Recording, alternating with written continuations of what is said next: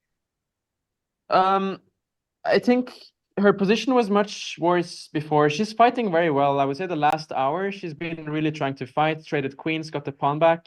Unfortunately, the opponent Okay. is playing better than his rating. Like he's playing much better than 1775. He hasn't been That's the blundering, like issue making with very this section. safe moves and improving the position slowly but surely. And I really hope she gets the knights back to the game. If Alex can activate the knights, I think she has good chances to save this game. Otherwise, I mean, it really looks like a 2-result game. I can't see Black winning this game, but she gets like some knight b6 in and manage to activate, would be great. I'm happy to see White's getting low on time. Yeah, Because I hope the time works in her favor. Well, okay, as long as she's fighting, Chad, I really hope that she doesn't tilt in this game and throw, but okay, it's good to hear she's flighting. I love how all the players see look like they're having the time of their life. It's really hot and sweaty in that room, Chad. I'm not gonna lie. It's Oh, it's rough. really? Oh, Yeah, gosh. it was rough. I literally thought I was having like a heat stroke today, and I brought my little cape, which is really funny. I was waiting for, okay, I didn't do it, but it has this wait. It has You have these to show devil us. ears. I can't see my screen, but I'm assuming chat. Ah, Oh you yeah. wore this. Yeah, I wanted to put it on, but I was playing a kid, so it didn't feel appropriate. this Oh. But I distracting wanted your to put it opponents. on. It's But this was gonna be You're like, cosplayer. this was gonna be, when I finally win, I was gonna put it on, but I didn't have the balls to do it. I didn't want to be that obnoxious. We could see that you wanted to stay humble and that you were smiling on the inside like a winner. That's what we saw from the was camera. good. You need that to win. Honestly, yeah, this kid wasn't as annoying as most kids, so I didn't really get that much pleasure beating him. Most of them are really annoying, but this was honestly a nice kid. Like I could tell the poor kid didn't get up from the board the entire time. Like he was so Ooh. focused. He clearly had prepared. He clearly has like a coach in a chess club, and I can tell because he prepared for my last game, expecting I'd play the same, which I didn't. And then he tried really hard. So honestly, I kind of felt bad. He was So a he kid, was a chat. nice kid and you played a nice kid. Yeah. Indian defense. So we got a Yeah. move from Alex's opponent, rook a3. That's a very sneaky move because if she moves the knight to b6, her opponent maybe wants to take on b7 Oh, and win a pawn wait. here. So But there's a way to get the okay. pawn back. No? Maybe you can try to be clever back. You can take on b4. Ooh. Knight takes b4, rook takes b7. So black has some tactics in store as well. So it's not so simple. Yeah, and the time situation's still okay. It looks like, and Alex has 29 minutes and her opponent has 17 minutes. So Yeah, we again, really have to hope the opponent gets low on the clock because he seems to be again. made a lot of mistakes in the last time trouble at least. So here knight b6 is forced. There's no other square for the knight, and I think this is her opponent's idea. But she has knight takes b4, so it's not the end of the world at all. Okay, chat. Yeah. I am off to dinner because it's a big day today. Also, I posted my first techno track with my own vocals, chat, and I'm gonna go edit the music video, which I Hey. don't know if you guys saw it, but I was literally posting it like 3 seconds before the match. But I love if you guys check it out. I'm gonna have to edit the music video for it. So that's the rest of my night and prep for tomorrow and get an early dinner, which is a good sign. We are not Congratulations going on out. all the dubs. Very No, deserved. it's huge. Yeah, Amazing. congrats on the win and get some nice rest and keep up the good work tomorrow. And the Thank track. you. Well, Good luck in chat, the last round. I will join later for Alex's interview. Hopefully it's good. Thank you guys for the kind words about the song. I really appreciate it. It is out on Spotify. Feel free to roast it if you don't like it. I know it's hit or miss, but I appreciate any feedback and we will be back later. Bye, Arian. Bye, Jesse. Bye. Bye. See you. See you Oh, later. this is awkward. I don't know how to disconnect. Okay, Hang can do on. a dramatic exit. It's really small. I can't really, hang on. Mic drop. Work this goddamn ever since the pandemic, no one Zooms went down, I swear. Okay, bye, chats. See you guys later. Oh. great energy. Yeah. It's making our energy look horrible, Arian. We need to we have to match that. If only we had that energy. Yeah. Well, she's not that much younger than we are, so No, we she have makes us to. feel pretty old now. Ah, Sorry, that's chat. true. And that's without coffee. I wonder what it's like with coffee. Also, after Honestly. playing a classical game, yeah. After No, but play, honestly, like if me yeah, and you would I play can't. that game, we would also be hyped up, no? I think so. Maybe a win does that to a person, but yeah, I'm envious of the level of energy. Don't worry, one day I'll be at that level. Maybe I have to get into techno music in order for that to happen. But in all Yeah, honesty, but congrats again, Andrea. maybe techno music does miracles. I think so. Yeah, We have to so turn. Alexis played knight b6, and it seems like the opponent is a bit surprised because he was like counting on bishop takes b7, but probably now has spotted that knight takes b4 exists, Mhm. which is a counter tactic. That's Uh, true. So I the last move, I just think to Alex has a tell very good chat chance quick. to hold this now. Right. Yeah, just to tell chat where we're at. This is the current position. There wasn't an exchange yet on b7. So I'm wondering though, if you were to play this, maybe he's sort of bluffing in a way. He's like, but do you really see knight b4? Are you really going to take it? So Yeah, he's but the thinking thing is, about it. you're actually like forced to see knight takes b4. So you don't really have any options. Like this is just lost if white has these two pawns. It's just gonna roll them. Mhm. So I'm sure Alex will find knight takes b4 if this happens. I'm more worried about a move like knight e3 here. 93. But maybe you can. What would you play? It's not so easy to see that. Like knight takes b4, and maybe you can go rook b2 here. Oh, sorry, rook f2 check looks strong. The problem here is that you don't really have a good square for your king. Like if you go here, there's knight f5, And you which don't really want to wins go to a light square because of the bishop. wins the exchange, right? And if you go to the light square, there's bishop e4, Yeah. forcing you to g7. If you go here, there's rook f5. Oof. Yeah, you're kind of forced to go to g7, and knight f5 wins the exchange. But it's not easy to see knight e3. I mean, I don't think the opponent is necessarily going to see Oh, that and you because you can't have actually take to that bishop. Hmm. see the tactics here. Do you give up the exchange then? Because you get a pawn, I guess, and white Yeah, I only think has you two have pawns left. to. I think you have to go for something like this and then try to. This is very hard though. Like bishop Oh, e4 yeah. comes and then rook b3 comes, and you're Is there something else then? after knight e3. I'd like to call a friend. Yeah. Yeah, So after exactly. 93, Can you try maybe e4? oh, giving e5. Mm, Trying to go wild mode with the great. king. Plus you win King of the Hill. Easy peasy. I'm assuming you don't play variants on chess.com. I actually played Bug House recently. I do find that a lot of fun, but in general, not so. Do you play Bug House? I love Bug House. It's Wait, awesome. I guess Along it's with the called doubles on chess.com, or? no Bug House on chess.com, but Oh, I great news, only great news. learned. So opponent took on b7, not 93 was not played. Okay, So that's good. I think that's really good. Because now Alex is forced to find knight takes b4, and then I think she has very good chances to hold. It takes b4, needs to be found. Keeping The good thing composure. is that she's kind of forced to find it. Mhm. There's no other moves. Sorry, I interrupted you. What were you saying? Do you play doubles or? Yeah, so back in the day, they called it doubles. I only learned about the word bug house when I played it first on chess.com. I was like, what's bug house? And they're trying to explain the rules. And I was like, that's very similar to doubles or team chess. We called it team chess as well. So yeah, we had European rules where you could place the pawn on the seventh and all that jazz. But they also have the World Bug House Chess Championship on chess.com.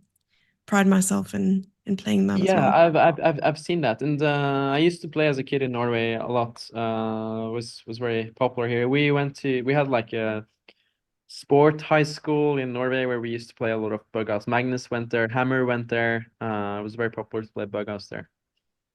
Oh, nice. But there were And some other team tournaments in Norway recently. I saw Solveig was posting about it. I can't remember. Well, you know Rookie Redhead? oh yeah, I I'm know. assuming. She's Yes. Yeah. recently into chess. Mm. Seems Amazing person. Yeah, I don't know her personally, but I see her stuff online. She seems Mhm. to really enjoy the game. All right. So we're 67. waiting now. Time situation 27 minutes for Alex and 12 minutes for the opponent. I think the opponent just burns through time, not realizing how quickly that can implicate him. Because Yeah, later on we got he the most knights realizes, before. oh, it happened. Alex won That's it. good. Yeah. And opponent immediately blitzed out knight takes b4, rook takes b7. It's kind of fizzling out here. There's like both have 2 rooks and a knight each and 2 pawns hmm going towards drawish territory, I would say. That is good news, given how this game has been going. Definitely. I mean, However, saving this game is a really good achievement, I think. Like considering like before it was looking really bad for black. did you see the board next to them though? The player is making moves standing up. Has that ever happened to you? Yeah, I was gonna ask about that. Like, what is up with him? That that's pretty disrespectful. I mean, I think it's considered to be pretty disrespectful at least. hmm That's Uh, probably his way of stating his dominance. Perhaps he's just so excited that he's like, I can't sit down. I must make a move standing up. I remember in 2013 I played a grandmaster from Lithuania and he took a piece. I was walking and he took a piece and then I was gonna take back and I took back while I was standing and he sort of like was really not happy about that. He told me like if I'm playing a Oh, sim, um, he told you during the game? yeah, he's like, what are you doing? Are you playing a simul? And yeah, so I really had to hear had to That hear that. humbled you. Yeah, Sorry? I'm sure. No, I'm sure it humbled you. And you're like, oh, no, I didn't see it that way, you know? Yeah, Um, I mean, I sort of didn't really think about it, but he found it very insulting. I would have totally just hit the clock But and gone to the if next you do it board. all the time, if you do it all the time, it's a bit weird. But if you like do it like Yeah, once or twice, I think it's okay. yeah. Or on your way to sitting down. It's okay to make a move because Yeah, you. that's what I did. I was on my way to sitting down, Oh, I see. but I think I was better, and like he was just mad or something. C5 on the board. It is. Okay. Suppose we still have to worry about passed pawns. Knight What C4 would makes be. Uh-huh. a lot of sense. I think like that's the move you wanna make. Just go active here. And then rook A6. King F5. Yeah, King F5. I'm just like a bit afraid of ending up in a mating net here after knight D5. With this going, but it's probably Oh, I fine. see. Maybe we can go E4 here. You have the E5 square.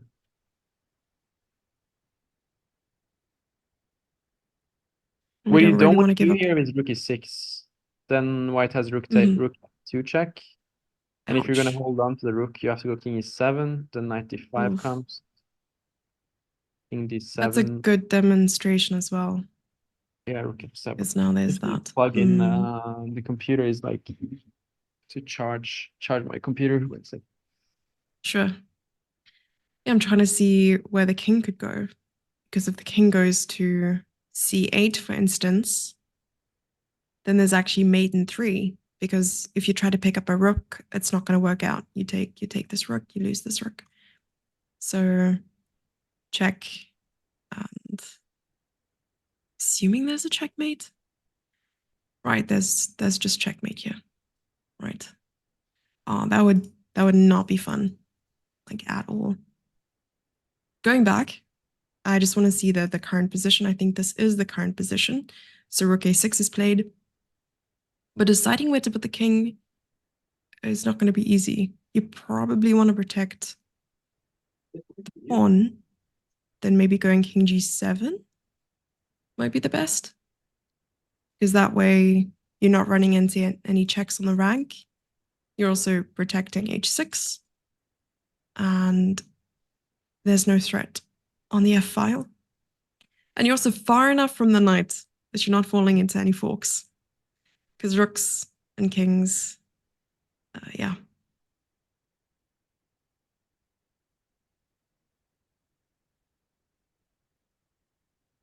Reading chat at the moment, did Andrea say, I don't know about the strategy. I'm not so sure. Though I'm pretty sure the dancing and the singing that she received after the game must have been quite lovely. So rook a6 on the board. Now Alex has to make a choice where to go with the king. Sorry, I had played king g7 because I was like, where are there no checks or the mating net that you spoke about, and you also want to protect h6. Yeah, king g makes sense. King g5 was played instead. So going forward, and as my coach always said, forwards ever, backwards never. Yeah, no, king g5. I mean, if you're not getting mated, it's the right way to go. So the big issue here is the c5 pawn. If you can control that, then you're fine. But knight d5 and c6 is on the way. I really wanted to go like rook b5 here to try to win the pawn, but then you have knight c7, so that's pretty annoying. Oh, I see. At what point would you be able to comfortably say it's fine if I, give up the exchange, if I win a pawn maybe, but you probably need to make sure that the pawn that you capture is the last pawn on the board. Exactly. I think now when white keeps the g3 pawn alive, it's always going to be most probably lost. 95 is played. So opponent has like 11 minutes and Alex has 26 minutes. So it's still like a good time advantage, but the opponent is speeding up. So question, what about rook b2 now? Rook b2. Would it Yeah, be I good think to trade? unfortunately the endgame here is lost once white gets pawn to c7. It's just like too close to promotion with this coming. So Your knight's a little bit far away. So maybe you I think just maybe want to rook put pressure. d8 you can try. d8. Still c6.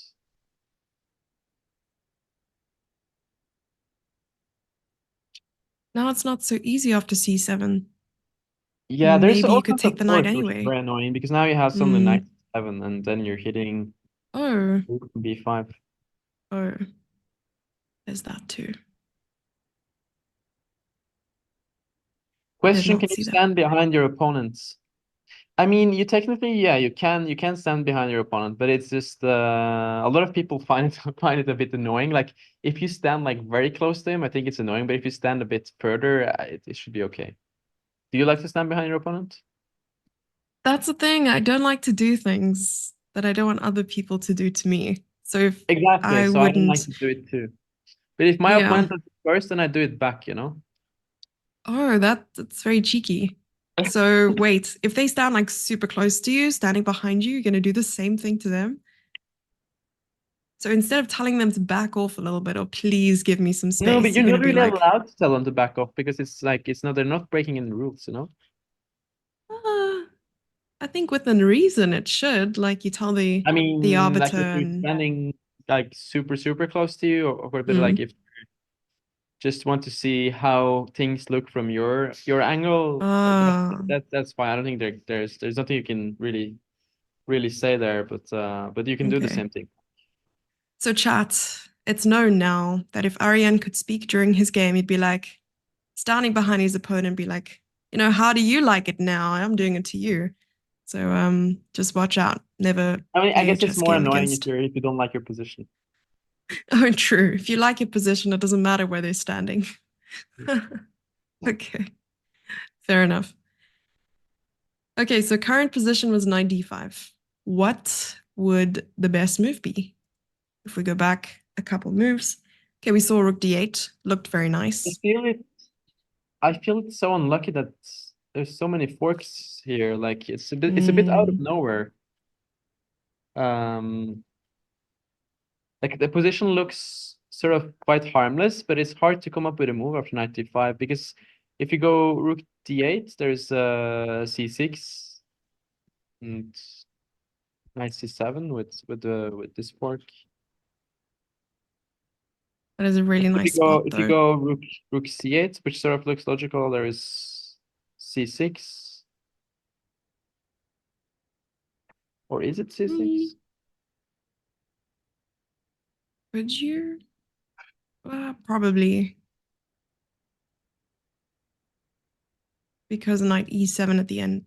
At least I'm not sure. This is the best I can see is Oh, that I can go rook c8 and try to play. c6 looks so normal as well. What's the move for black? Because it looks like it's just equalized. Rook Rook b5, c5. knight e7, and rook c7. This looks okay for black. That looks super Yeah, comeback formable. I think c6 looks very normal. I think the issue here is that there is some kind of mating net available for white. Maybe Again. let me try to think. Where is the mating? Maybe something like this could be very tricky. Like let's say here.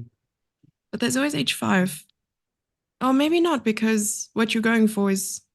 Wait, what are you going for? I don't know. I was trying to think about something like Oh, rook I see. e4, and then Oh, that would be so nice, though.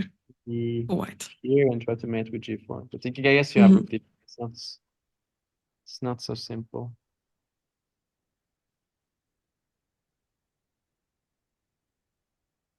Oh, but still uncomfortable, I suppose, because h6 is hanging. Oh, it did not like that. Doesn't really work because you can start going behind and give checks. So I'm Okay. curious, like white has something here, but Opponent isn't even seated and has 10 minutes less on the clock.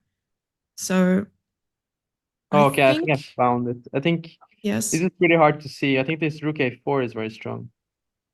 you can't take the pawn. I was looking at. Oh, Yeah, doesn't really work. Never mind. no, it looked convincing. What does white do here?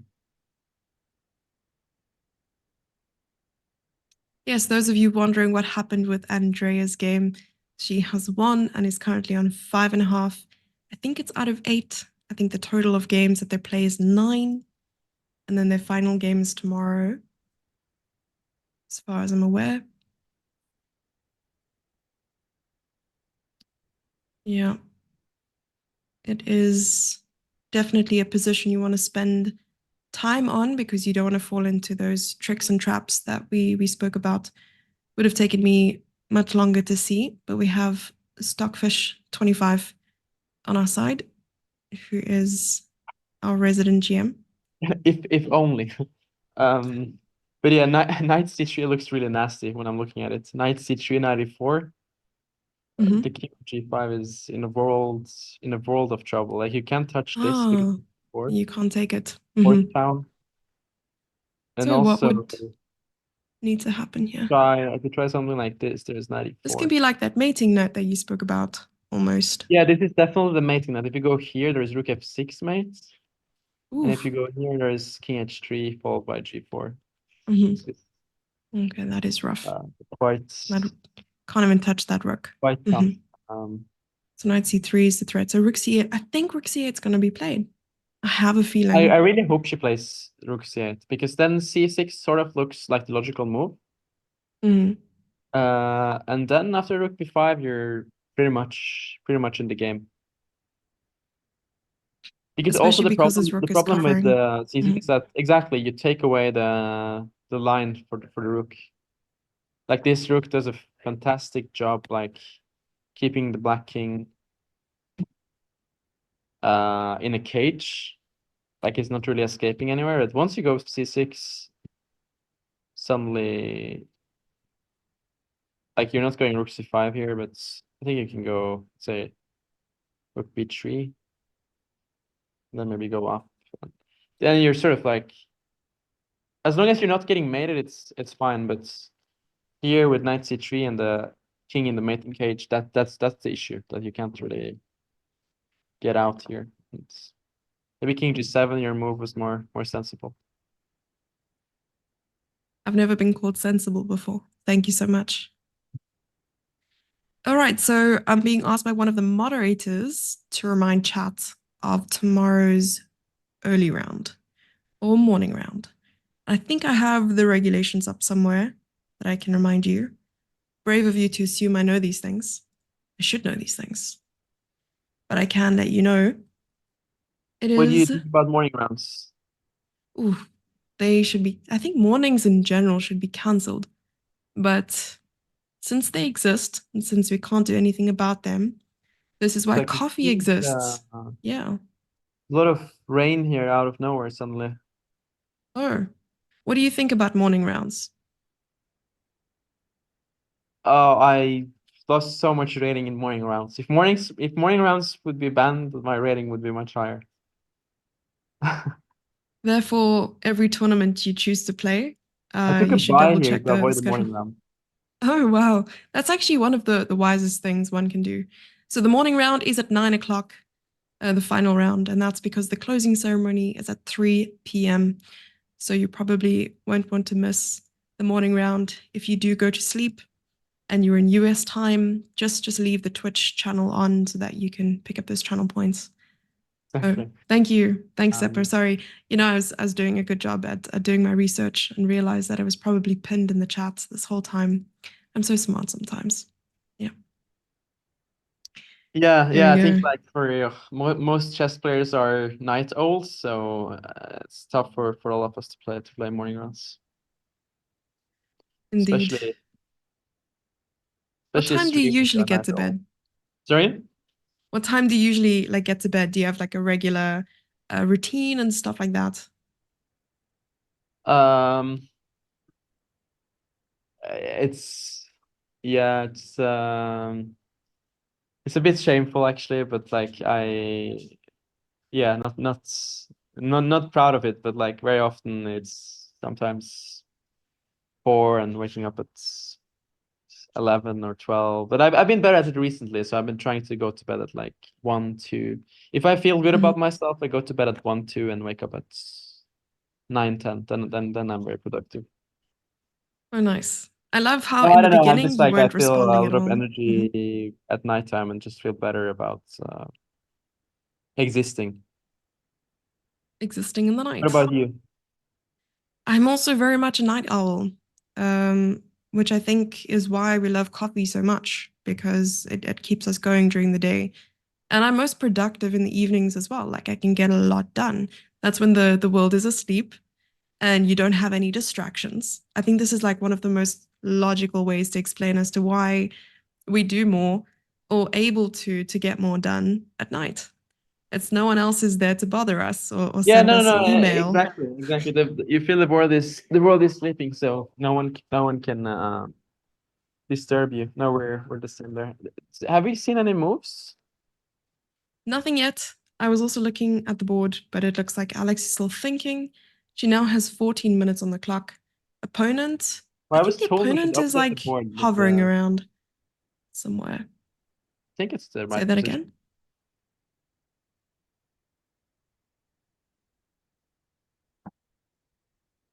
again. Someone in chat says sleeping is so elo 1200. So if you sleep, it means you're a weakling. Got you.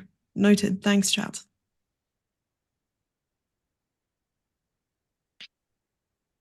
I'm hoping I really Alex will hope play Alex can soon. find a move here, but I think Rook C8 is the best shot. I really think rook c8 is the best strat. Rook, wait, she played Ooh, rook rook b2, to b3. rook to b3. Okay, interesting.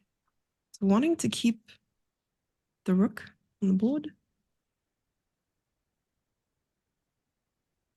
So perhaps she knew this plan as well. This pawn is quite far advanced, that exchanging rooks was going to mean bad news It's her for the idea c-file. c6, rook d3, perhaps. Ooh. She's definitely being more proactive, which is good. I think if c6, rook d3 happens, she's gonna be fine. Mm-hmm. The knight doesn't have any good squares to go to. Yeah, Again, here knight c7. Yeah. we really hope her opponent plays c6. In general, yes, as I said earlier, you don't want to close for your own rook. Like the rook is doing a fantastic job on a6, like keeping this king in a cage. And probably again a move like knight f6 is very strong here.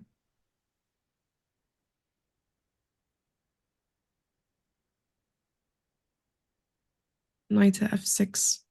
You think knight f6 is the best move in this position, and then I'm assuming rook c8 is just really bad. Yeah, the problem here is that you are in this mate cage and you're getting mated. Like let's say king here, then the rook comes not to g6, but Mouse here, slip. and then Probably just the other rook to f2. Well, no, yeah, actually. that looks strong. Other rook to f2. Everything is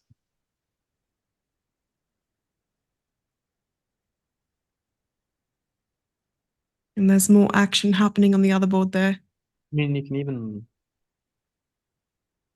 Yeah, I like rook f2. Like you can probably even go greedy and take this, but maybe then you can go knight h3. Or you have actually this. Ooh. Yeah, I feel like white is having all the tricks if they find a4. If only the black knight was a little bit closer to the white king. He seems very tense even- though. Her opponent seems like also down to 9 minutes now. Alex is gone up from the board. It's probably like the last time of the game you can leave the board and before you get super low on time. I'll just take a quick bathroom break and I'll be back before Sounds good. the excitement.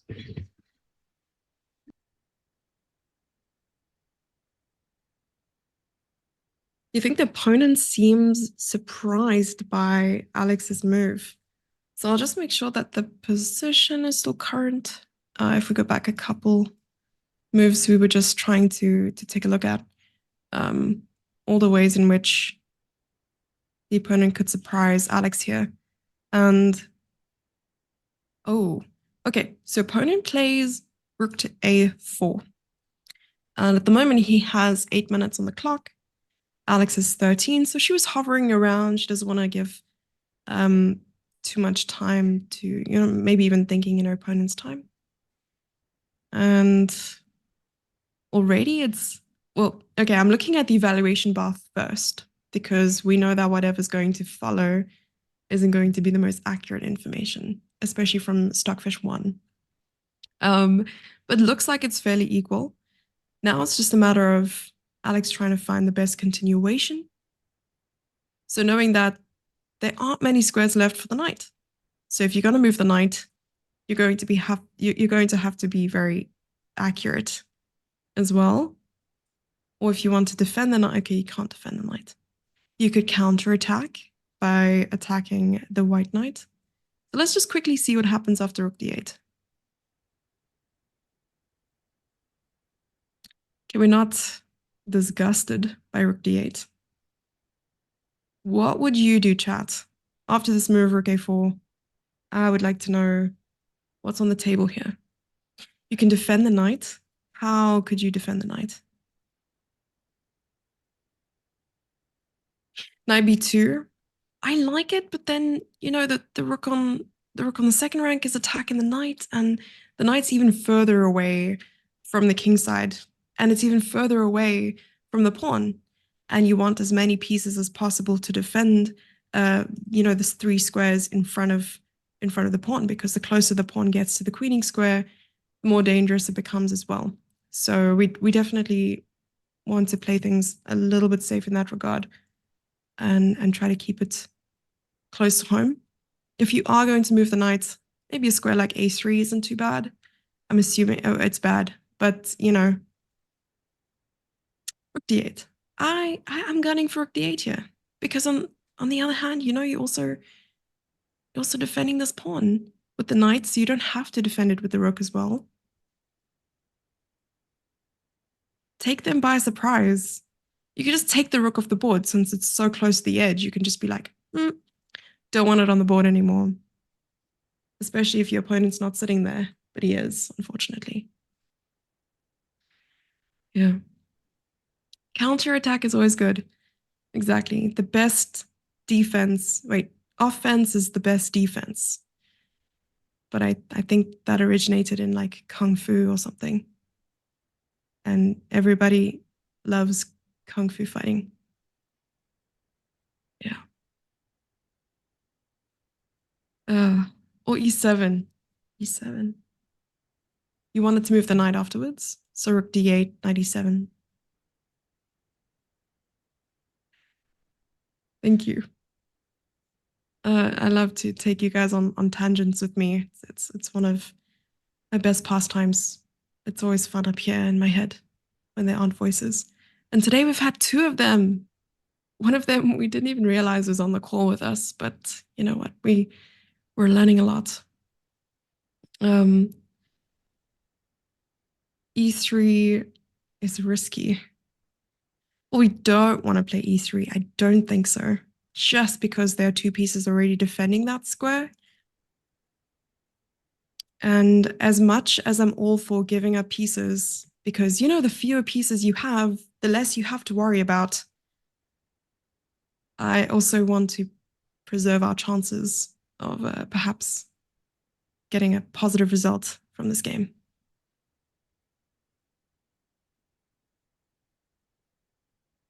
Yeah, I have the recovering what is the kind of the husky voice, and I have a husky. Oh, that is just when the stars align. Okay, rook d to d2. I think you meant something else, or just rook d2 afterwards. So I don't think white will play rook d2 because the knight's attacking that square. So if we can come up with a move that black could play now, then I think that would be super. Rook a4 is played? Rook a4 was played, Where's and rook we were a4? like doing a little like jump of joy on one hand, but then on the other, it's like, what does black play here? I couldn't really find a move, and then I said, if you want to move the knight, you're probably Do you going to have go to rook move it d3 here? away. Or is that bunt? What do you want to play? Rook d3. Rook d3. Rook Yeah. d3. I missed that. This is exactly what you said earlier, and I just completely missed it. I was looking at rook d8 the whole time, and I couldn't find a different move. So rook d3 seems like exactly what you would have wanted earlier as well, especially because you don't I have think to rook d3. Oh, she played something else. something else. Okay, rook d8 Rook was played. d8. I think rook Mhm. d8 might also be This is what okay. I was talking to Chad about. So rook d8, though rook d3, like you mentioned, would have made so much more sense. And this is why you are 26 going on 2700, and we are stuck where we are. I'm stuck too, to be honest. But yeah, that's rook d8, rook takes d4, rook takes d5, and c6. You can go back to b8.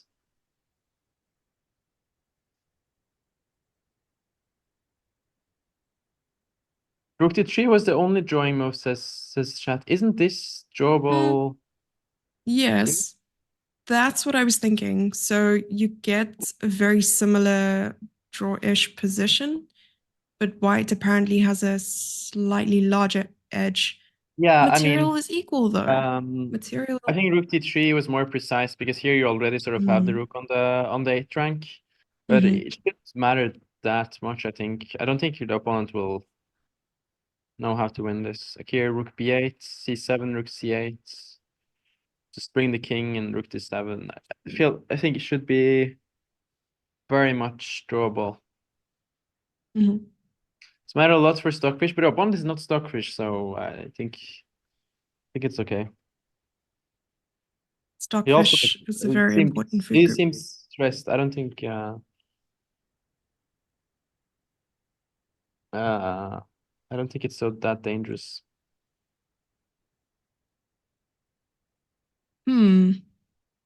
So the current position still has the knights on the board, just to mention, but this simplification looks like it's definitely, drawish and would be in Alex's favor.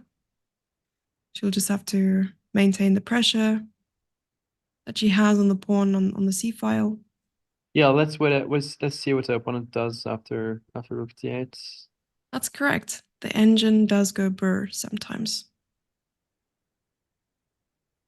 Down to 6 minutes. And we do have to thank our amazing producer in the background for making all of this possible and not really pawning any of the logistical things off onto us. So thank you. Yeah, Seems thank like you a so tough much. job. Oh. He needs to find rook takes c4, only winning move according to fish. Well, if you want to go But according to fish, I'm actually curious why. why it's winning. Could you Yeah. just push the pawn and then go rook b8, c7, rook c8, and the other rook comes around to go to b8? Is that Yeah, but I possible? thought you can go rook d7 here. Hmm. Oh, true. I guess is this maybe just Hmm. a technical win after rook c6 or something? I don't have the engine on, do you? Doesn't feel like it, but He has his internal engine on, but I'm trying to see. Uh, okay, we trust you, chat. Perhaps you can give us the lines in chat. oh, apparently king f3 is very strong here. Going for Oh, king king f4. f3. Just Oh, I see. involving the king Mhm. and Oh, supporting this before. c6 pawn. But it's Before not the pawn. that's really not that easy, I think. How much time does he have? He has 5 minutes. Do you think he'll Yes, find it in 5 minutes. I five mean, minutes? it's not even clear that he will take on c4, to be honest. Mm.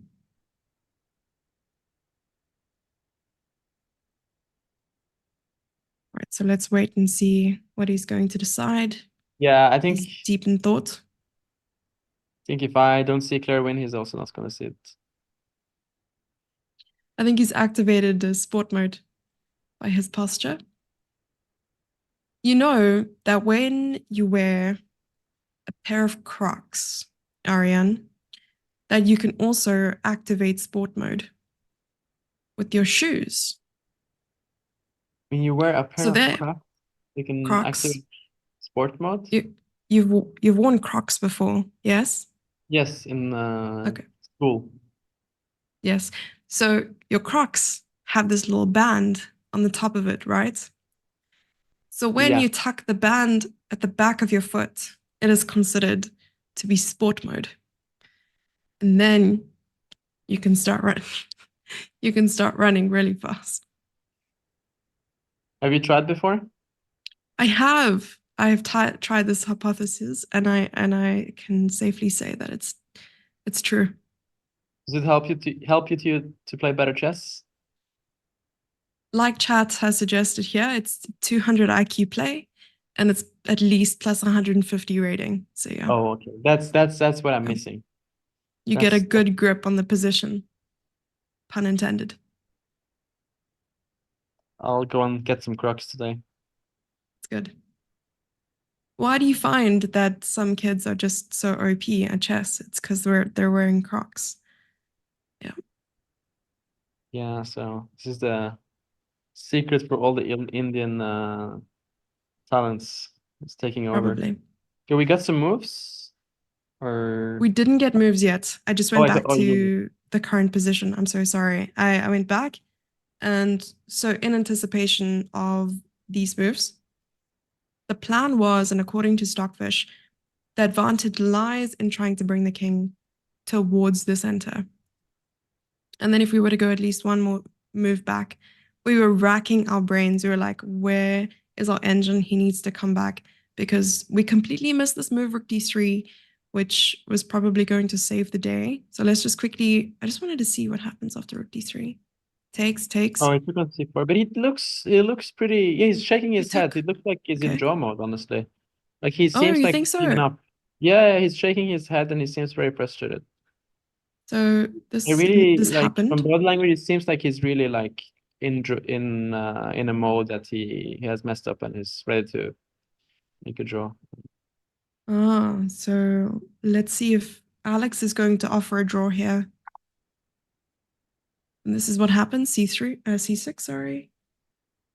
And yeah, perhaps just, would you? No, of course you have to come back Yeah, with this rook. I think he's gonna push the pawn to c7 for sure. It looks so logical to follow up with c7, and then apparently that's like a big mistake. Like you have to start with king f3, and I think the reason for that is just Yeah. when the pawn is on c7, it's more vulnerable. Like it's more easier for black to attack it. Like let's say a position like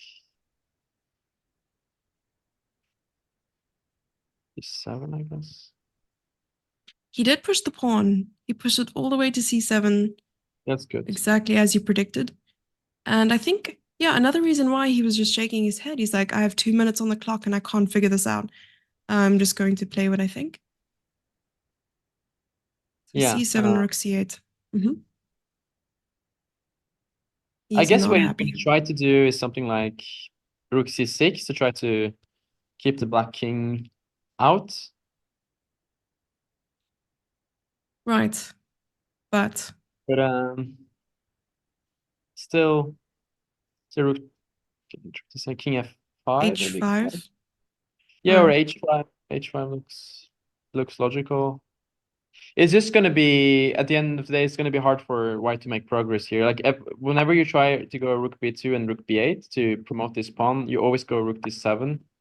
You hit it, and then like once white goes rook b7, you can bring You the can king. just push on e. Okay. Yeah. And even here, I Okay. think you can sort of like just shuffle around and wait. It's hard for white to convert here. Well, that's exactly what happened as well. I feel like you're secretly a prophet and you can see into the future. If So, only. so rook b2 happened instead of h5, and then rook to d7. Yeah. So this, I think, over here. Oh, no. Oh, the rook didn't go there. Okay. Rook went here, rook d7.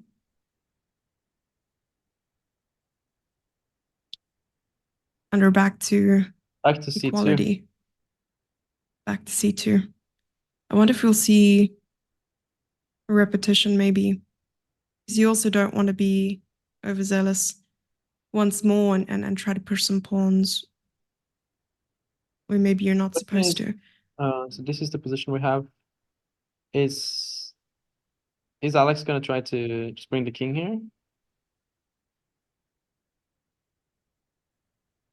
Because You also just you can't really get the king to d6 because then you're always gonna face rook c6 check. I maybe think what you should do is just sort of like hold this construction here.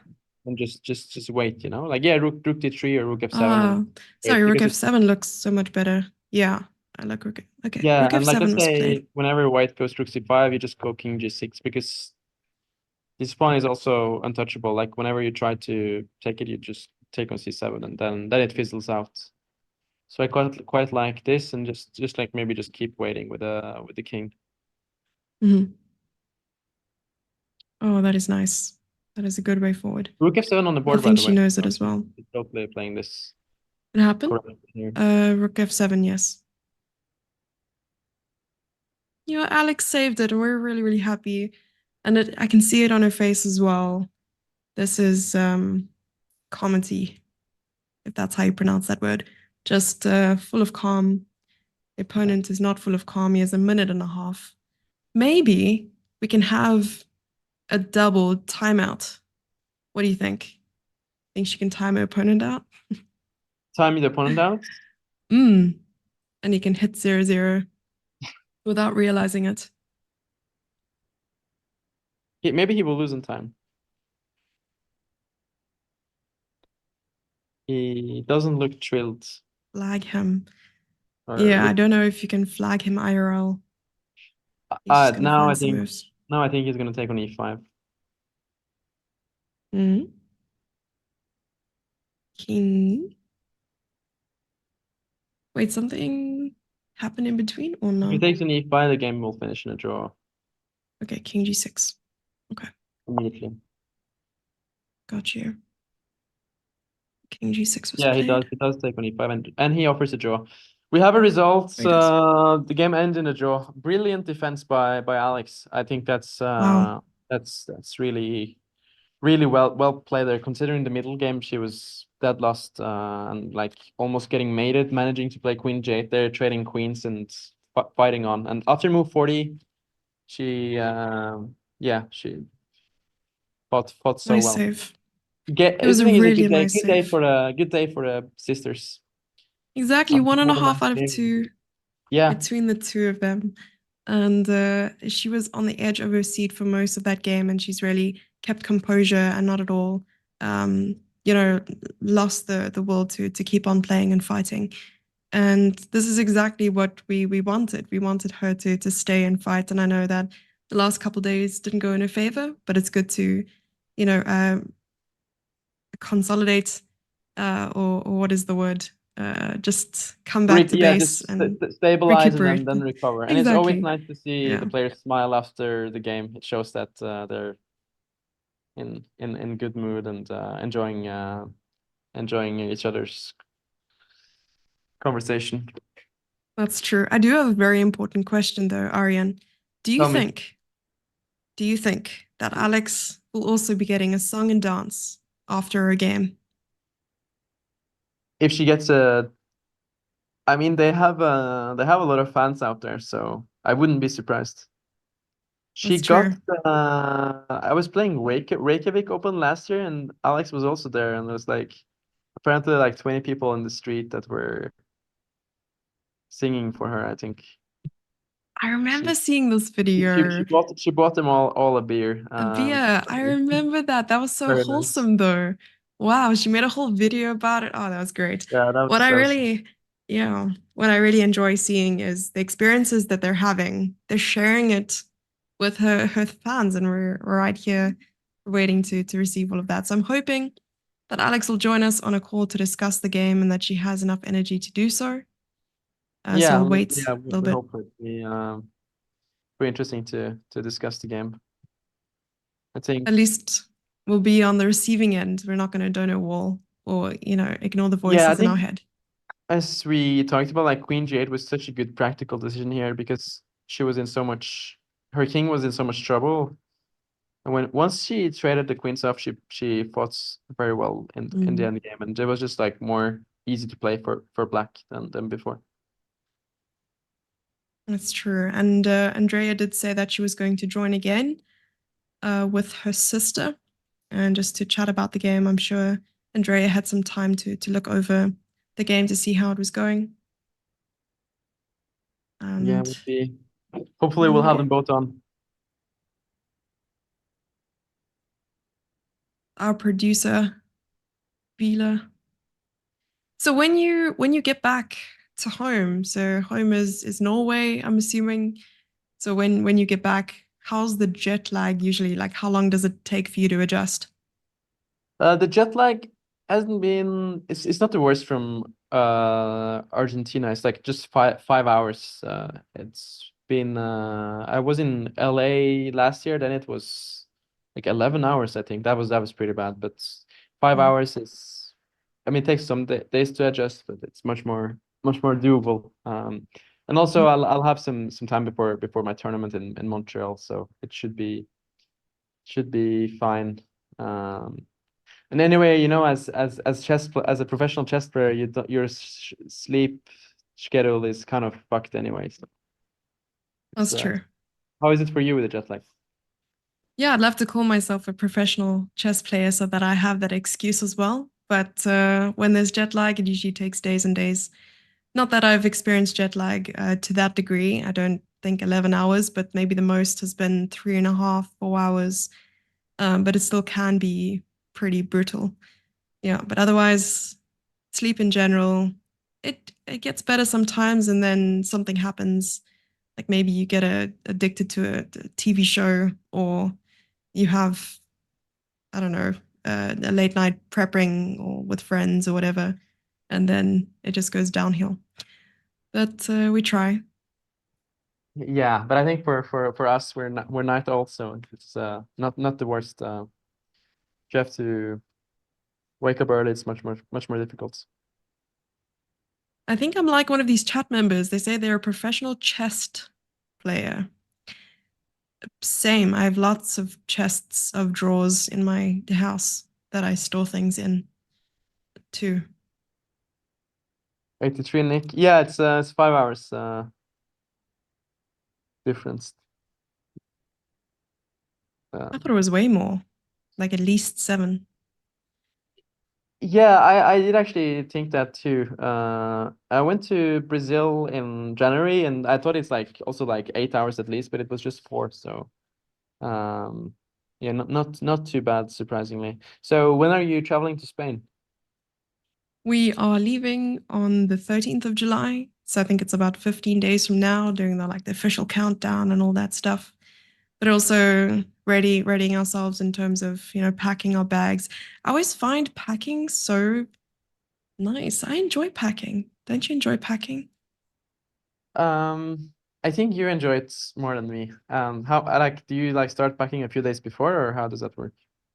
Usually, but if it's a short trip, maybe even the day that I'm leaving. So it depends if I'm going just for a night or 3 nights or something. Then this is quite, I think, one of the longest chess trips I'll be going on. It's like 2 months long. So Oh wow, I'll I'll okay, I'll then start. yeah, that's important to. Yeah, I'll How many start maybe a suitcases are you week. taking with you? How many suitcase? Oh, so I'm taking my streaming equipment with me. So I'm thinking about Are you gonna one stream a really big tournament in bag. Spain? I think so. I think I'll try my best to. Yeah, it You might should. I be think it's successful, might not great be. content. Yes, I need some advice from the pros to see how to do it because they have all the equipment and the programs and the people and Yeah, the but things. it's good that you're Yeah. getting inspired. It's seems like people really enjoy watching, so Yeah, it will be fun definitely at least. start Like you streaming it. said, when you're a chess player, you only have your chess to worry about. But at least, if you're a streamer, you can worry about the chess. If the chess doesn't go well, at least the streaming is going well. If the streaming doesn't go well, you have your chess. So it's either one or the other. Hmm. Yeah, that's definitely something to think about. Like if you just doing one thing, it's feels much worse if that goes to goes bad. How's your karaoke? I'm an expert. Ah, so you have that to fall back on if it Yeah, isn't for chess. show you. I'll show you in Budapest. Oh wow! Wait, you weren't joking. You're like a whole It's professional something and to look everything. forward to. Yeah, I'm like a secret Bravo. semi-professional karaoke singer. On a serious note, if it weren't for chess, what would you do? I don't know. That's I probably. I mean, if I would never play chess, I'd probably like choose another sport or something. But yeah, it's Oh, so hard you'd to keep it know. in the sport realm. That's cool. I guess so because I was pretty competitive when I was young. So You look like someone who'd be a really good football player. Oh, is the Botes there in the chat? Alex is in the chat. Or is it Andrea? I'll call in a sec. So I'm assuming that is Alex. Be nice to get her thoughts about the game. I did ask in the Discord. Looks like she is on her way. So Yeah, we're eagerly waiting for her arrival. But perhaps she had a lot of fans to get through and didn't want to keep them waiting, which we understand. I like how on Lichess it does this like auto analysis. Like you either made a mistake, it was either a blunder or an accuracy. It was never the brilliance you've been waiting for. yeah, do Chess.com. you like the percentage they have on chess.com? Do you watch it after your classical games, let's say, to watch how many percentage you played? Sometimes I do. I like to see it just for the ego boost because sometimes I feel like I played a really good game. And even if you didn't, if you won the game, your percentage is just naturally higher. So if you want that little ego boost, don't take it seriously, of course, because you have to look over the game anyway. But yes, what about you? Probably not. I was yeah, I recently started looking at it. It's kind of like Oh, I don't know, but it's only if you play a good game though. It just feels good to like see like 96, 97% or something. But if you like, that I feel like if is, it's yes. below 90, it's uh feels disgusting. But you know what? The best thing to look at, if you scroll just a little bit further down, it'll tell you what rating you played as. So it's like you Oh, played I've like seen a that actually. You're right. But $2,300. that's based on chess.com Blitz rating, right? I don't know. I thought it was just, that's a good question. I have no Yeah, I idea. feel like they Because I easily think give on like over 3,000, and that's obviously 3,000? Okay, I've never had that. I thought 2,300 was like the best thing to ever happen to me. And now you're no, telling I me mean there's like I played 3,000 out Blitz there. on chess.com, and like yesterday I played like a Blitz game on chess.com, and then it showed that I played like 3,000 and my opponent played like 3,300. So I What? feel like it easily gives very high numbers, but then I know like, is it like based on Blitz rating, or is it can't be based on FIDE, I think, because it's too. It's the lady of the hour. Hey, How great you job. doing? I mean, good save. Don't feel great about drawing a 1700, but it could have been worse. Hi chat. Hi everyone. Hi Jesse. Hi Arian. Thank you guys for doing commentary Hi. today. Of course, you held on. You had us on the edge of our seats most of that game. How did it feel when you got into the first time trouble? I was gonna say I like the pickle Rick in the background. I mean, I don't know. I was just tilted. I was like, why am I here? I could have been on a flight back. This sucks. Could have had a rest day. The King's Indian is bad. I never want to play it again. Stop tilting. But I at the very least, like I took him seriously and I tried my best. I always struggle with the King's Indian, and the same-ish was one of the files that I forgot to prepare for because it's so rare. But yeah, that's how I felt, chat. I hope you guys had a better time than I did. I don't know if where I blundered. Was it where was the blunder? I'm curious about that. We thought you should have gone bishop c6 instead of bishop e6. Did you think about that? Because I think you should have kept e pawn flexible, like being able to play e5 or e6. Like in this moment when you played bishop e6, bishop c6 was stronger because like you want to be able to play e5 and take on d5. But after that, like after bishop e6, queen d4, the problem here is like you really want to respond with e5, right? So I want to take on d5 because I thought I wouldn't want to let him take back with the c pawn and open up his bishop. So a position like this is what black is dreaming of. If you get something like this, it's very often like arises from the Moroccan, the Sicilian. But this bishop is actually not a great piece. Like if you play queen to b6 here, black is in very good shape. Like h5 you can always answer with g5, and you have very good like dark squared strategy. And here you can play queen b4, trade queens. Okay, I'm gonna be Bishop honest. is Like I just clearly do not understand the King's Indian. It is rough. And I always tell myself I'm gonna learn something else, and then I get stuck in theory, and it's too much theory. So then I go back. It's like an abusive relationship. I just go back for the comfort, and I don't understand why I'm still here.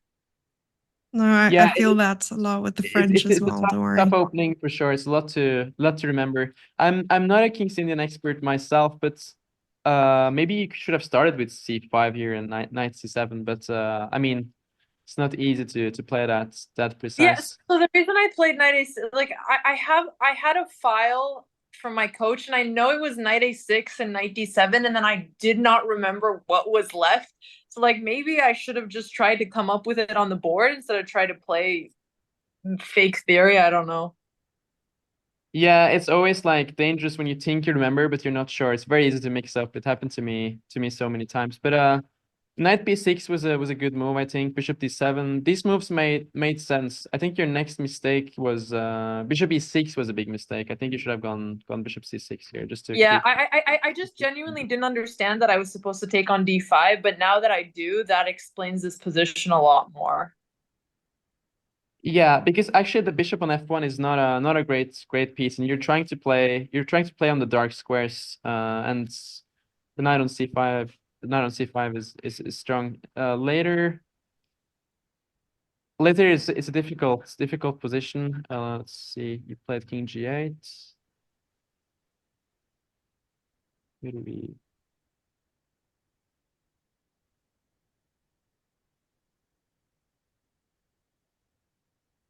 I'm watching the board. It's a little bit behind. Yeah. So then, and then I'm curious. She didn't take on E6. All of a sudden, I was like completely lost. I'm curious what I did. Ooh, this tactic would have Yeah, been brutal. here we thought you should take on d5 instead of going 95. You just want to get rid of the bishop immediately, and just keeping. Yeah, I guess the entire theme was I just never took on D5 because I thought I wasn't supposed to.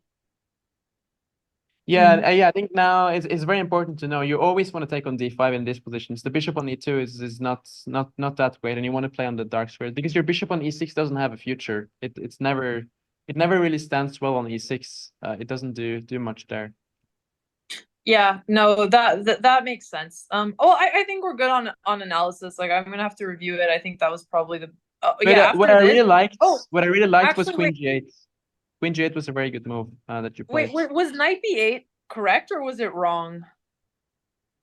I mean, honestly, here it's already like really hard to suggest moves. Also, I think White we're going. has- Whoever is making the moves is really confused. They keep going in sidelines.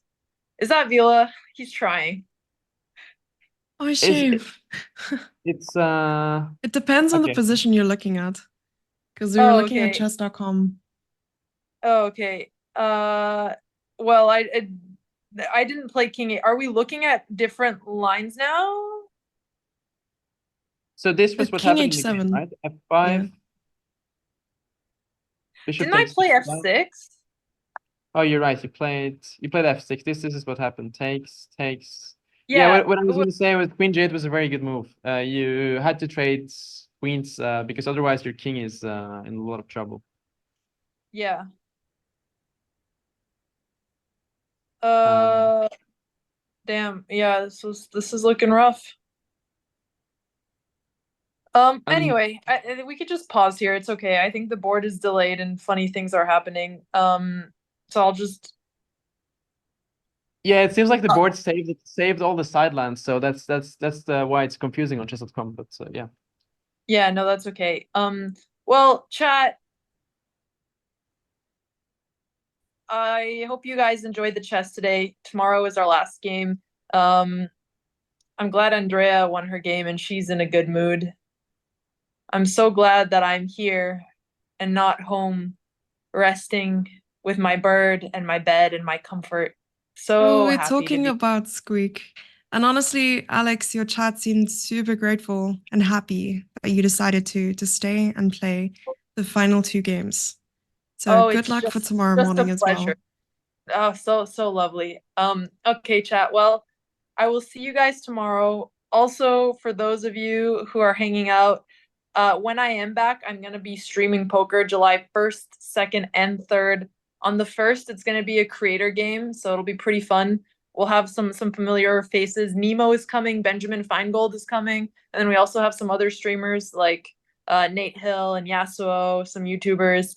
And then the next 2 days will kind of be a mix of like poker pros in them. I'm basically trying to bring the most entertaining people I know into these games. So hopefully you guys will be around to watch if you have time. Thank you guys for tuning in. Arian, Jesse, thank you guys for doing commentary. I know it's kind of last minute. All right. Well, chat, hope everybody's doing well. And I'm gonna go not sulk. I'm gonna go Thanks just for having enjoy us my and have a Rest well-deserved up. rest. And best of luck tomorrow in the last round. Enjoy your Okay, rest. thanks guys. Bye. Bye. Bye bye. Bye, guys. Bye.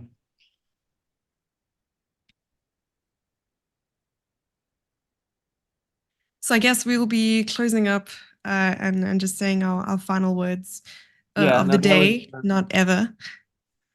it's a long game, so it's very understanding that you're tired after a game like that. It's especially you have to defend Exactly. for so many hours. But Yes, important. she had to fight back. She had to fight back for such a long time.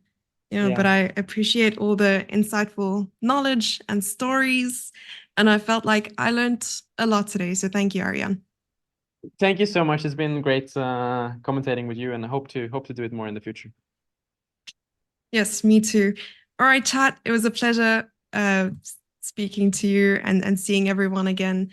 And for those of you who don't know who I am, my name's Jessie, and joined by my amazing co-commentator Arian, who I'm sure is a veteran on this channel, otherwise seen on Chess Press. Yeah, but Thank you so much, yeah, see you Jesse. all. Thank you. Bye bye. See you guys. See you.